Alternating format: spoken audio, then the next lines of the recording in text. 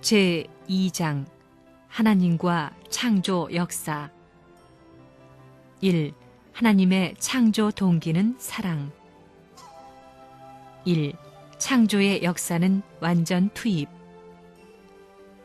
하나님의 천지 창조는 생명의 접착을 목적으로 한 것이 아닙니다. 사랑 이상을 동화시키기 위한 것입니다. 과학자들은 우주가 힘으로 형성돼 있고 이 힘에 의해 우주가 발생했다고 합니다. 그러나 그렇지 않습니다. 전기는 힘이 먼저 있어서 작용하는 것이 아니라 작용을 통해 전기가 생깁니다. 그리고 작용이 있기 전에 플러스와 마이너스, 즉 주체와 대상이 있어야 합니다. 작용은 혼자서는 할 수 없으므로 작용하기 위해서는 반드시 주체와 대상이 있어야 합니다. 결국 플러스와 마이너스가 있어야 작용을 하고 그 작용을 통해 전기가 생깁니다. 마찬가지로 힘도 주체와 대상이 작용을 해야 생깁니다. 그러니 오늘날 학자들이 말하는 것처럼 힘으로부터 우주가 발생한 것이 아닙니다. 또한 힘이 먼저가 아니라 작용이 먼저입니다. 사랑이 먼저냐, 생명이 먼저냐? 사랑이 먼저입니다. 지구가 하나님의 생명으로부터 나왔다고 생명이 제일이라고 하지 않습니다. 사랑이 제일이라고 합니다. 하나님은 천지 창조를 생명에서부터 했다고 하더라도 그 생명의 발원지, 동기는 사랑입니다. 생명이 생겨난 것은 사랑 때문입니다. 하나님이 왜 천지를 창조했느냐? 아무리 절대자라고 하더라도 혼자서는 기쁨을 느낄 수 없으며 설령 기쁘다 하더라도 기쁨의 자극을 느낄 수 없기 때문에 창조를 했습니다. 절대자가 아무리 나는 절대자다, 나는 사랑의 주인공이다, 생명의 주인공이다 라고 한다 해도 절대자 혼자서는 사랑의 자극을 느끼지 못하는 것이요, 천지가 내 몸속에 있다는 생명의 자극을 느끼지 못하는 것입니다. 하나님이 자신만 생각했다면 천지를 창조했겠어요? 창조는 힘의 투입을 말합니다. 예술가는 최고의 걸작품을 만드는 것이 소원입니다.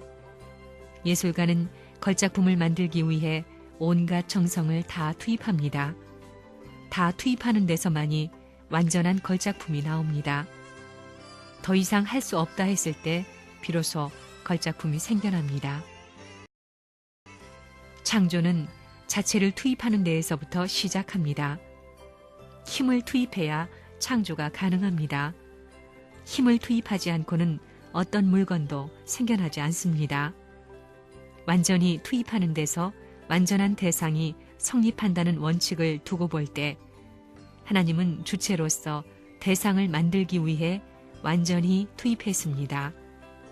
하나님 자신이 자신을 위해서가 아니라 대상을 위해 있겠다고 운동을 시작한 것이 창조입니다.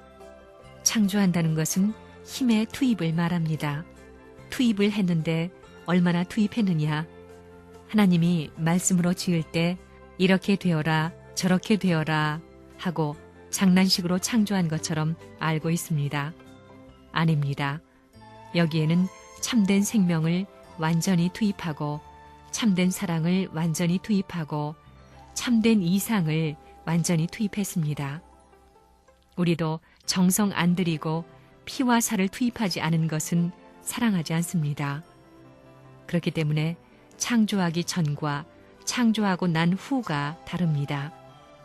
창조하기 전에는 자기를 생각했지만 창조하기 시작하면서부터 대상을 위했습니다. 내가 있는 것은 나를 위해서가 아니라 상대를 위해서다, 아들, 딸을 위해서다, 이렇게 되어 있습니다. 하나님이 천지를 창조한다는 것은 자기의 본질을 투입한다는 것입니다.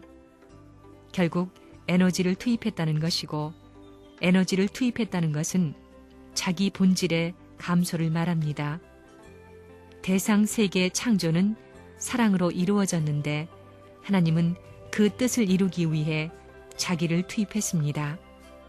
투입한 그것이 자기에게 열매 맺히게 한 것이 아니라 상대에게 열매 맺히게 했습니다. 투입함으로써 하나님이 소원함을 느낀 것이 아니라 만족을 느끼는 것입니다. 그것은 사랑으로 지었기 때문입니다. 우리가 아침에 밥을 먹고도 힘든 노동을 하게 되면 배가 고픕니다. 그리고 빨리 피곤해집니다. 왜 그러냐? 힘을 투입하면 소모되기 때문입니다. 세상 만사에 손해보아 가면서 좋아할 일이 없습니다. 반드시 플러스 되어야 좋습니다. 그렇기 때문에 하나님도 천지 만물을 지은 것은 좋기 위해서 반드시 플러스 될 수 있는 무엇이 있어야 합니다. 그러면 하나님은 플러스 될 수 있는 것을 언제 찾을 수 있느냐? 여기에 피조물의 완성이라는 표준이 있습니다. 이때까지 투입하면 그때부터 돌아온다는 것이 있습니다.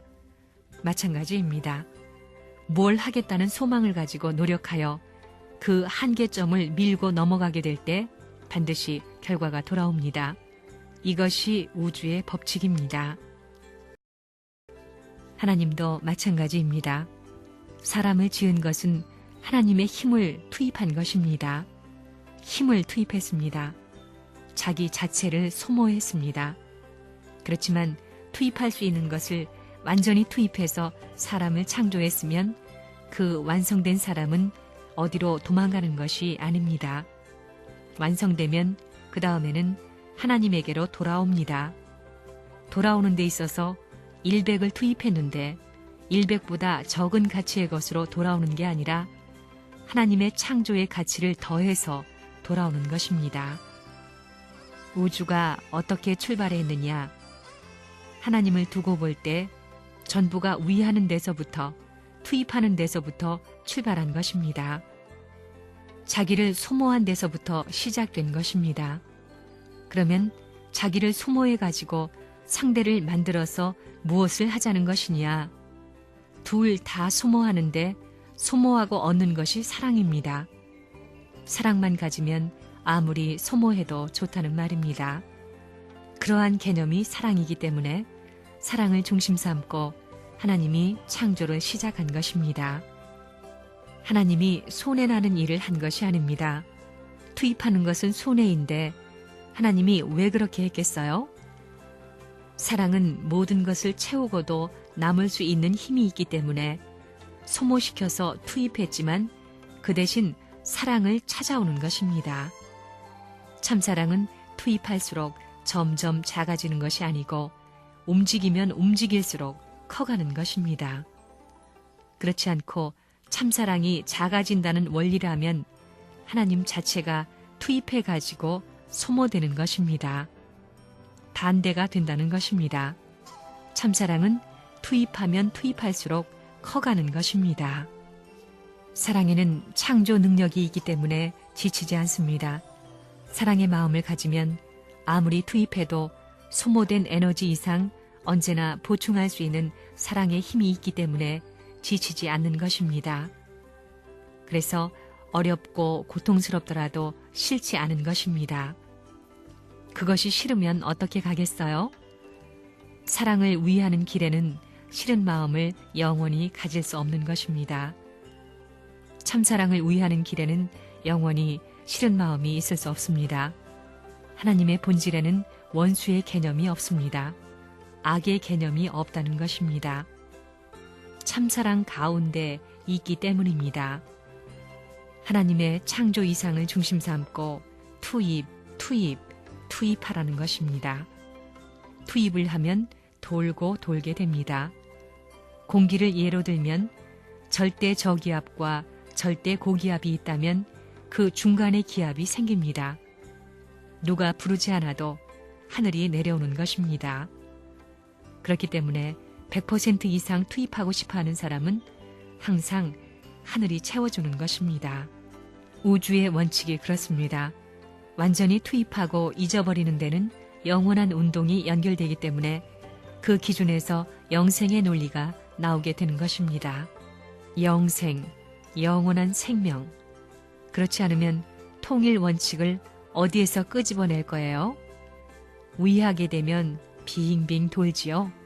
빙빙 돌아서 어디로 가요? 점점 작아져서 올라갑니다.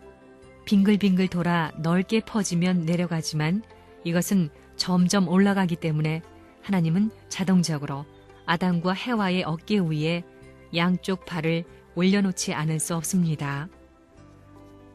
하나님이 천지 만물을 왜 지었느냐? 지었다는 말은 힘을 투입했다는 뜻입니다. 힘의 투입입니다. 힘의 투입이라는 것은 자체의 소모를 말하는 것입니다. 아무리 전지전능한 하나님이라도 힘을 잔뜩 뽑아냈는데 그것이 돌아오지 않으면 소모될 수밖에 없습니다.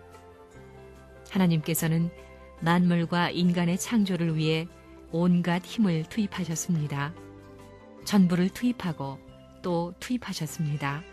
다른 것은 투입하면 전부 소모되지만 참사랑만은 투입하면 투입할수록 더 번성하고 생산됩니다.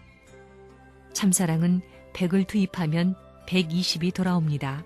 그렇기 때문에 참사랑을 실천하는 자가 망할 것 같지만 망하지 아니하고 영원히 번성하며 영생하는 것입니다. 하나님이 왜 계시느냐? 무엇 때문에 계시려고 하느냐? 사랑 때문에 계시려고 하는 것입니다. 그렇기 때문에 사랑의 상대가 필요한 것입니다. 그래서 전지전능하신 하나님은 사랑의 상대를 창조해야 되었던 것입니다. 본질적 이상으로 사랑을 중심 삼고 창조를 시작했다는 것을 그동안 우리가 몰랐습니다. 사랑 때문에 모든 피조 세계가 창조되었다는 것입니다. 하나님의 소원은 참되게 줄 수 있는 세계적인 발판을 갖는 것입니다.